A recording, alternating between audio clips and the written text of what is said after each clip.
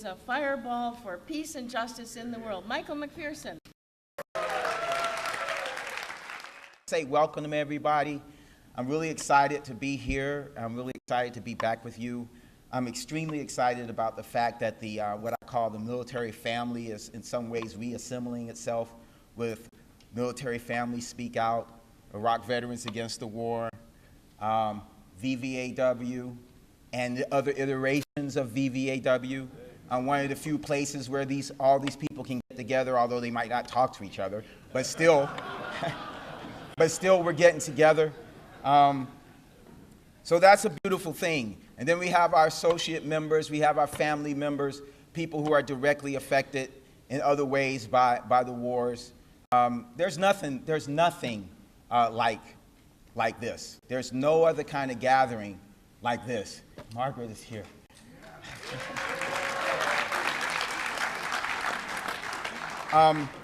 And I think one of the ways that, outside we have the monument to remembering people who have committed suicide. So, I've seen so many people that I care about, and it made me write a few words to say, few conventions can bring the love and joy from seeing so many family and friends, while also invoking sorrow and sadness from remembering those who are no longer with us. I mean, how many conventions can do that at the same time? How many conventions can bring you from laughing and jumping up and down and then all of a sudden crying? And they both be about real things, not little silly things. There's not many places that can happen. And then other gatherings, which we're really not going to have that per se here, but we do this as well, where we bring people that we have fought together to talk about the past war and how we can make peace today and in the future. I mean, where does that happen other than with Veterans for Peace?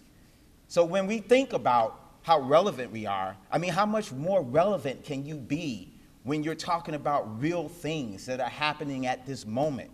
There's no way you can be more relevant than that.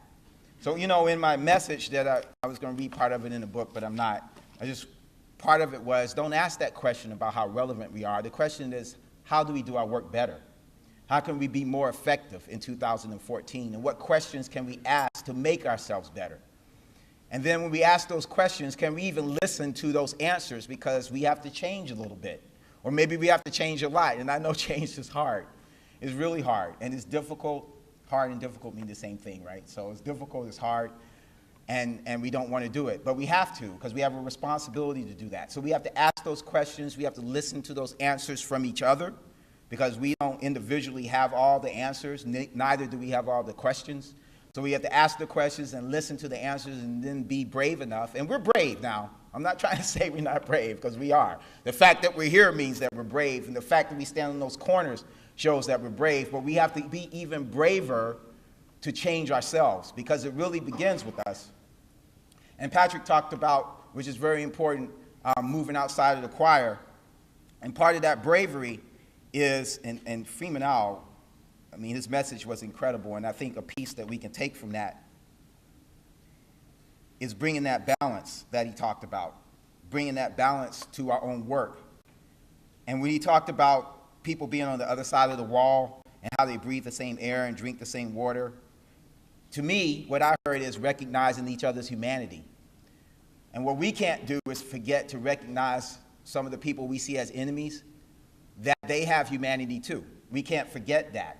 And that's part of how teaching outside of the choir, because if we're remembering that they have humanity, then everybody in between us and them, we're seeing their humanity as well, right? So we really have to work on that. I mean, it's good to be angry because you use the anger to take action, but be careful about where you direct that anger. So I think his message, we can learn a lot from that for ourselves about bringing balance to our work. So it was beautiful to hear him say that. And then the last thing real quick about, sorry, I didn't know you were still here. I wanted to say thank you to you, Joe, because you brought a radical message. So we have a Joe Ergo that we all know is radical, and we have another Joe Ergo that I didn't know was radical in his own way. Yeah, so thank you for that. It's very important. One of the as you talked about this, hopefully, effort to bring more progressive struggle to campuses or understanding of that. So we know that at universities, that is a contested ground, because that's one of the places, as you said, where all these things, all the movements have been tied to university struggles. And it's not like the other side, the people that we might think of as enemies, don't know that, right? So they have been trying to reshape that. In many ways, they've been successful. So the pushback that you're talking about is very important, extremely important. So I forgot what I was going to say when I saw you. Oh, I know. The last thing I wanted to say, we're talking about peace at home, peace abroad, and how our theme is peace or perish, and the other part of it is abolish war in the planet and poor. Peace or perish, really incorporates the idea of abolish war in the planet and poor, because you can't have peace if you are warring on the planet and poor. And the peace at home, peace abroad, see, for me, and I just want to say, Patrick, when you talk about bringing up other people's struggles, and that's right, but it's not other people's struggles. Because first of all, there's like maybe 5 black people in this room. I don't know how many Hispanics, Native Americans, or whatever. We all have struggles. If I'm going to be here, it better be your struggle too, because I don't need to be here if it's not going to be your struggle. I can just go somewhere else. But I got plenty of stuff to struggle over. For the women, same thing. They don't need to be here if it's not my struggle as a man, women's rights, or I have a sister. I have a granddaughter, right? So if I care about her, it's got to be my struggle too. I have to be a feminist at some level, and I got to also, going back to me, learning about, thinking about questions, looking at myself, and what am I doing that's against feminism or against my wife or my sisters? What is it that I'm doing? Because I know I'm doing something, because I was brought up in a racist society. I was brought up in a sexist society. I was brought up in a society that teaches me things that I have to look at myself in order to change. This is what I'm saying to you. So it cannot be other people's struggles. The whole point is, and you're talking about a lens, it's got to be that lens. It's got to be all of our struggles. And the point is, you can't have peace abroad if we don't have peace at home.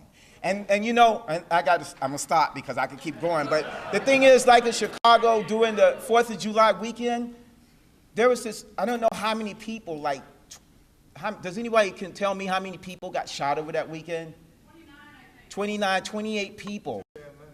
Right, but 29 people over the week. Do you think they care? Which they care, but what are they going to be dealing with? What's going on in Gaza? What's going on in Syria? What did they wake up that next day thinking about? They were thinking about that 29 people that got shot. And while that 29 people isn't the same thing as 700, it is the same thing when it's in your neighborhood, okay? Because you think it might happen to me, right? So that's why peace has to be at home and abroad. Because if we're going to talk outside of the choir, we have to relate to what is happening to people so they can relate to what is happening somewhere else. So they're not going to, and they damn well have a good reason, right? So that is what we have to figure out how to do in a better way. And it can't just be talking about it. It just can't be that. So anyway, I am so happy to see all of you. You're all beautiful. We're doing great work. We're doing relevant work. The question is, how can we do it better? That's all it is, not whether or not it's relevant. And thank you once again. And I'm so honored. I'm so honored. Thank you.